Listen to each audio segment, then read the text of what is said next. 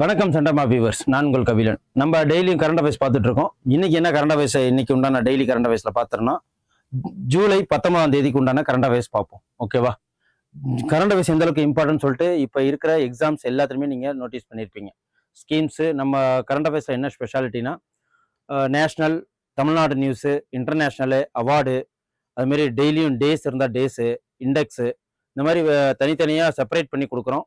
டெய்லியும் ஒரு ஸ்கீம் வந்துடும். ஒரு நாள் தமிழ்நாடோட ஸ்கீமு, ஒரு நாள் சென்ட்ரல் கவர்மெண்டோட ஸ்கீமு. அப்படி பார்க்கும்போது குரூப் 1, குரூப் 2ல குரூப் 4ல நம்ம எடுத்த கரண்ட் அஃபேர்ஸ்லேருந்து நிறைய கொஷின்ஸ் ரன் ஆயிருக்கு.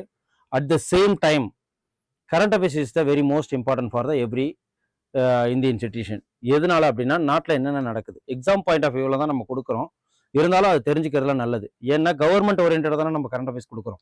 ஸோ அவங்க தானே நமக்கு ரன் பண்ணுறாங்க, நம்மள ரூல் பண்ணுறாங்க. ஸோ அதில் என்னென்ன விஷயங்கள்லாம் இருக்குன்னு தெரிஞ்சுக்கணுங்களா? அதனால தான். அதுவும் இல்லாமல் இந்த வாட்டி குரூப் 2 எக்ஸாமுக்கு நம்ம சென்டர் மேப்பில் 2999 ரூபாய்க்கு ஒரு ஆஃபராக ஆன்லைன் கிளாஸஸ் ப்ரொவைட் பண்ணுறோம். ஓகேங்களா? அதில் நீங்கள் ஆன்லைன் கிளாஸ் போயிட்டுருக்கு, என்ரோல்மெண்ட் பண்ணிக்கங்க. அந்த ஆன்லைன் கிளாஸஸ் என்னென்ன இருக்குது, டீட்டெயில்ஸ் இருக்குன்னு சொல்லிட்டு ஸ்க்ரீனில் தெரியும். அட் த சேம் டைம் அதுக்கு உண்டானதுக்கு ஃபோன் பண்ணி கேளுங்க. ஃபுல் டீட்டெயில்ஸ் நாங்கள் உங்களுக்கு ப்ரொவைட் பண்ணுறோம். வாங்க இன்னைக்கு உண்டான கரண்ட் அஃபேர்ஸ்க்கு நம்ம போவோம். ஜூலை 19 தமிழ்நாடு நியூஸ்ல இன்னைக்கு ஃபர்ஸ்ட் என்ன பார்க்க போறோம் அப்படின்னா, தேசிய அளவில் தூய்மையான நகரங்கள்ல சென்னை எத்தனாவது இடம் பிடிச்சிருக்கு அப்படின்னு சொல்லிட்டு பார்த்தோம்னா 38வது இடம் பிடிச்சிருக்கு. ஓகேவா? தேசிய அளவில் சென்னை எத்தனையாவது இடம் பிடிச்சிருக்குன்னா 38வது இடம். ஃபர்ஸ்ட் இடம் எது அப்படின்னு பார்த்தீங்கன்னா, நம்ம ஆல்ரெடியே பார்த்துருக்கோம். முன்னாடி இண்டோர்லாம் வந்திருக்கோம் மாநிலங்களவில். அகமதாபாத், குஜராத்தை சேர்ந்த அகமதாபாத் 2 நாளைக்கு முன்னாடி கரண்ட் அஃபேர்ஸ்ல நம்ம பார்த்தோம். ஓகே, ஏன் சென்னை 38வது இடம் அப்படின்னா 10 லட்சம் பேருக்கு மேல வாழ்றாங்க. இருந்தாலும் அது கோவை இடம் பெற்றிருக்கு, திருப்பூர்லாம் இடம் பெற்றிருக்கு. சென்னை 38வது இடம் பெற்றிருக்கு. ஓகே, அதுல என்னென்ன இருக்குன்னு சொல்லிட்டு பார்ப்போம். தேசிய அளவில் தூய்மையான நகரங்கள சென்னை 38வது இடம் பெற்றிருக்கு. மத்திய வீட்டு வசதி நகர்ப்புற வளர்ச்சி வசதித்துறை அமைச்சகம் இந்த அறிக்கையை வெளியிட்டிருக்காங்க. இது என்ன இதுல வருது கணக்கெடுப்புலன்னா, ஸ்வச் சர்வக்ஷான் 2024-25க்கான அறிக்கையை வெளியிட்டிருக்காங்க. இதுலதான் அகமதாபாத் முதல் இடத்துல இருக்கு. அதுக்கப்புறம் தான் அடுத்தடுத்த இதெல்லாம் வருது. 10 லட்சத்துக்கு அதிகமான மக்கள் தொகை உள்ள மாநகர பட்டியல்ல சென்னை 38வது இடத்துல இருக்கு. சென்னை 6822 மதிப்பெண் பெற்று 38வது இடம் பிடிச்சிருக்கு. கோவை 28வது இடம், மதுரை 40வது இடம், திருச்சி 49வது இடம். ஸோ இது ரொம்ப ரொம்ப நமக்கு இம்பார்ட்டன்டான விஷயம் தான். ஏன்னா தூய்மை ரொம்ப ரொம்ப முக்கியம். ஏன்னா அதிக மக்கள் தொகை இருக்கு. அதனால நம்ம தூய்மையா இருக்கிறது ஒவ்வொரு சிட்டிசன்ஷிப்போட வேலை. ஓகேங்களா? அதனாலதான் இது ரொம்ப முக்கியமான விஷயமா பார்க்கிறோம். அடுத்து நேஷனல் நியூஸ்.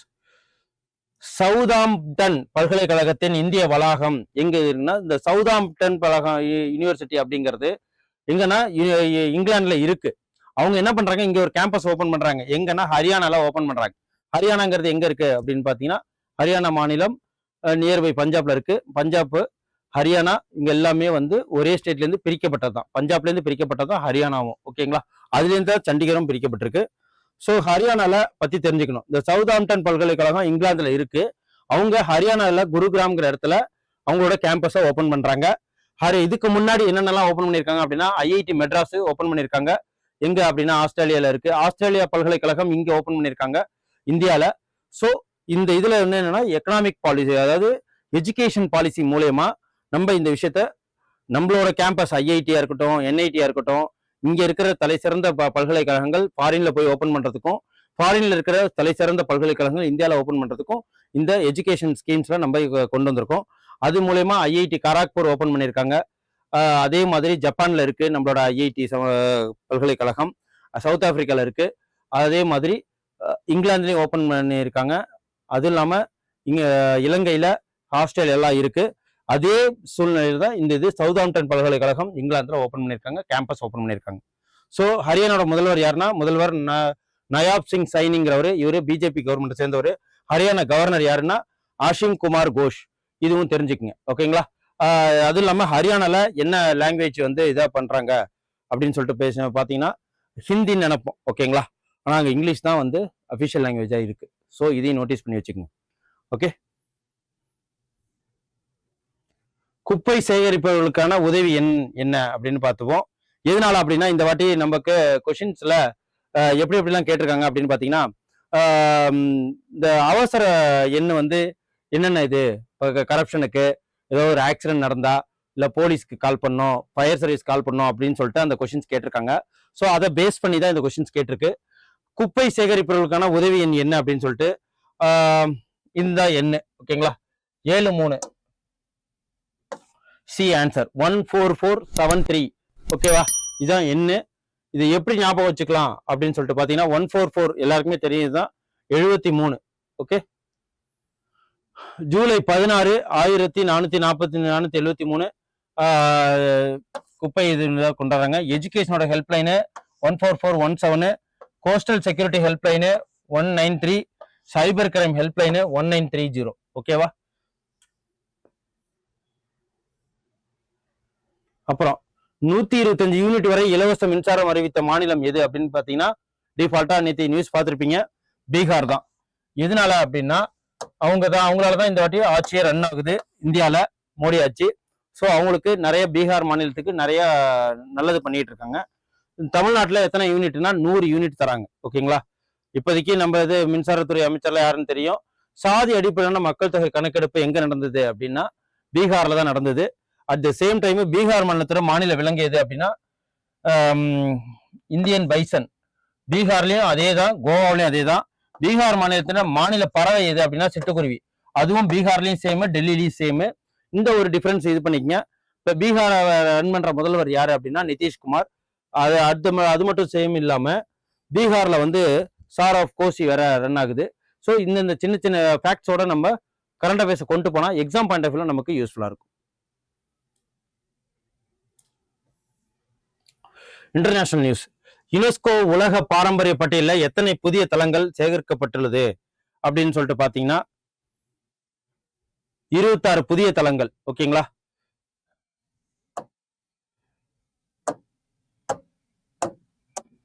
யுனெஸ்கோ உலக பாரம்பரிய பட்டியல்ல 2026 புதிய தலங்கள் சொல்லியிருக்கு. 170 நாடுகள் மொத்தம் எண்ணிக்கையில 1248 இடம்பெற்றிருக்கு. 44வது பாரம்பரிய தலம் மராட்டியர் ராணுவ தலங்கள் இருக்கு. மொத்தம் எத்தனை அப்படின்னா 12 இருக்கு ஓகேவா. 12ல தமிழ்நாட்டை சேர்ந்த செஞ்சிக்கோட்டையும் ஒண்ணு பாரம்பரிய தளத்துல இருக்கு. யுனெஸ்கோ உலக பாரம்பரிய குழுவுல 47வது அமர்வு எங்க நடந்திருக்கு அப்படின்னா பாரிஸ்ல பிரான்ஸ் நாட்டுல இருக்கு. இதுல தலைமை எங்க இருக்கு அப்படின்னா பேராசிரியர் நிக்கோலே நெனோவ் பல்கேரியா அப்படிங்கிற நாட்டை சேர்ந்தவர் இந்த யுனெஸ்கோட தலைவரா இருக்காரு. ஸோ இந்த மாதிரியான ஃபேக்ட்ஸ் நமக்கு ரொம்ப முக்கியம். அது மட்டும் இல்லாம 91 ராம்சார் தலங்கள் ராஜஸ்தான் 2 ஈரநிலங்களோட சேர்த்து பலோடியில் உள்ள கிச்சன், உதய்பூர்ல உள்ள மேனார் அப்படிங்கிற இடத்தோட சேர்ந்து இதெல்லாமே இருக்கு. இது மட்டும் இல்லாம என்னென்ன இப்ப ரீசெண்டா 44வது யுனெஸ்கோ வேர்ல்டு ஹெரிட்டேஜ் சைட்ஸ் இருக்கு இல்லைங்களா, அது இடம்பெற்றிருக்கு அப்படின்னு பாத்தீங்கன்னா மகாராஷ்டிரா, அதாவது மராத்தாவோட மிலிட்டரி லேண்ட்ஸ்கேப் இதுதான். என்னென்னலாம் வந்திருக்கு அப்படின்னா 12 ஃபோர்ட். அது எது அப்படின்னு பாத்தீங்கன்னா சால்கேர், சிவனேரி, லோக்காத், கந்தேரி, ராய்காட், அப்புறம் பிரதாப்காட், ஸ்வர்ணதுர்கா, பன்கலா, விஜயதுர்கா, சிந்து துர்கு, மகாராஷ்டிரா. இது எல்லாத்தையும் மகாராஷ்டிரா இருக்கு. ஒண்ணுதான் தமிழ்நாட்டுல இருக்கு, அது சிஞ்சி கோட்டை. இது மட்டும் இருக்கு. இது எல்லாமே மராத்தாவோட மிலிட்டரி லேண்ட்ஸ்கேப், மிலிட்டரி தளம் ஓகேங்களா. இது மட்டும் நோட்டீஸ் பண்ணி வச்சுக்கோங்க. அதுக்கு அடுத்தது வாக்களிக்கும் வயதை 16ஆக குறைத்த நாடு எது அப்படின்னு பாத்தீங்கன்னா இங்கிலாந்து. ஐக்கிய பிரதமர் சர் கெய்ர் ஸ்டோர்மர்ங்கிறவர் இருக்கிறாரு. இந்த இதை குறைச்சது யாரு அப்படின்னா இங்கிலாந்து. வாக்களிக்கும் வயதை 16ஆக குறைச்சிருக்கு. நமக்கு எத்தனை வாக்களிக்கும் வயது இருக்கு அப்படின்னா 18 ஓகே. அதையும் நோட் பண்ணி வச்சுக்கோங்க. சயின்ஸ் அண்ட் டெக்னாலஜில இந்தியாவின் மிக லகுவான சக்கர நாற்காலியை அறிமுகப்படுத்திய ஐஐடி எது அப்படின்னா மெட்ராஸ் தான். இந்த மாதிரி ஒரு சோசியல் இதெல்லாம் சொல்றது மெட்ராஸ் தான். எத்தனை கிலோ அப்படின்னா அதோட பேர் என்ன அப்படின்னா YD1ங்கிறது 9 கிலோ அந்த சைக்கிள். ஐஐடி மெட்ராஸ் 1950ஆம் ஆண்டு தொடங்கப்பட்டது ஓகேங்களா. ஐஐடி மெட்ராஸ் எப்போ தொடங்கப்பட்டாங்கன்னா 1959. இப்போதைக்கு அவங்க கண்டுபிடிச்சிருக்கிறது YD1 9 கிலோ தான். சக்கர நாற்காலியை பத்தி சயின்ஸ் அண்ட் டெக்னாலஜில பார்த்துக்குங்க. அதுக்கப்புறம் ஸ்கீம்ஸ். இன்னைக்கு இம்பார்ட்டன்ட் டேஸ் எதுவும் இல்லை, அதனால 19ஆம் தேதிக்கு உண்டானது ஸ்கீம்ஸ் என்ன அப்படின்னா பிரதம மந்திரி ஃபாசல் பீமா யோஜனா. பிரதம மந்திரி ஃபாசல் பீமா யோஜனா இது ஒரு இன்சூரன்ஸ் ஸ்கீமு. ஓகேங்களா, காப்பீட்டு திட்டம். இப்போ இருக்கிற எக்ஸாம்ல இதெல்லாம் ரொம்ப முக்கியம். இது இயற்கை பேரழிவுகள், பூச்சிகள், நோய்கள் காரணமாக ஏற்படும் பயிர் இழப்புகளுக்கு எதிராக விவசாயிகளுக்கு நிதி ரீதியா ஹெல்ப் பண்றதான் இதோட மெயின் மோட்டோவே. ஓகேவா, அந்த விஷயத்துல 18ல இருந்து 50 வயதுக்கு உட்பட்ட அனைத்து சந்தாதாரர்களுக்கும் என்ன பண்றாங்க அப்படின்னா 2 லட்சத்திற்கான 1 வருட கால ஆயுள் காப்பீட்டை வழங்குது. ஓகேவா, பிரதம மந்திரி ஃபாசல் பீமா யோஜனா எப்ப ஆரம்பிக்கும் அப்படின்னா 2016 பிப்ரவரி 18. இது டேட்டு அண்டு இயரை ஞாபகம் வச்சுக்கோங்க. சேர்க்கை காலங்கள் எப்ப அப்படின்னா ஒவ்வொரு வருஷத்துக்கும் கரீஃப் பயிர்கள் எப்பன்னா ஜூலை 31க்குள்ள நம்ம இன்சூரன்ஸுக்கு உண்டான சந்தா கட்டியிருக்கணும். ராபி பயிர்களுக்கு டிசம்பர் 30ஆம் தேதிக்குள்ள அந்த பயிர் காப்பீட்டுக்கு பணம் கட்டியிருக்கணும். ஓகேங்களா, அப்பதான் அது ட்ரவுட்ஸா இருந்தாலும் சரி, ஃப்ளட்டா இருந்தாலும் சரி, எந்த ஒரு ஒரு அசம்பாவிதங்கள் டிசாஸ்டர் நடந்தாலும் நமக்கு பயிர் காப்பீட்டு மூலமா பணம் கிடைக்கும். ஸோ இதுதான் இன்னைக்கு உண்டான இம்பார்ட்டன்டான கரண்ட் அஃபேர்ஸ். ஸோ நம்மள்ட்ட குரூப் 2 2A மெயின்ஸ் அண்டு ப்ரிலிம்ஸுக்கு உண்டான ஆன்லைன் கிளாஸ் ரன் ஆகிட்டு இருக்கு. ஸோ நீங்கள் ஃபோன் பண்ணி என்ரோல்மெண்ட் பண்ணிக்கங்க. ஃபீஸு 2999 ரூபா தான். உங்களுக்கு எல்லா டெஸ்ட்டாக இருக்கட்டும், அதுக்கு இல்லாமல் சென்டம் ஆஃப் அல்காரிதம் டெஸ்ட்டாக இருக்கட்டும், ப்ராக்டிஸ் பண்ணுறதுக்கு வீடியோஸ் கொடுத்துருவோம், ரெக்கார்டு வீடியோஸு, மெட்டீரியல்ஸ் எல்லாத்தையும் ப்ரொவைட் பண்ணிடுவோம். ப்ராப்பர் ஃபேக்கல்ட்டியோட உங்களுக்கு இந்த 70 நாளில் பாஸ் பண்ணுற மாதிரி எல்லா விதமான முன்னெடுப்பும் எடுத்துகிட்டு இருக்கோம். ஸோ ஃபோன் பண்ணி நீங்கள் ஆன்லைன் கிளாஸில் ஜாயின் பண்ணிக்கங்க. இந்த வாட்டி குரூப் 2 கனவை நினைவாக்குங்க. நன்றி, வணக்கம். Send a map. You dare to dream, we care to accomplish.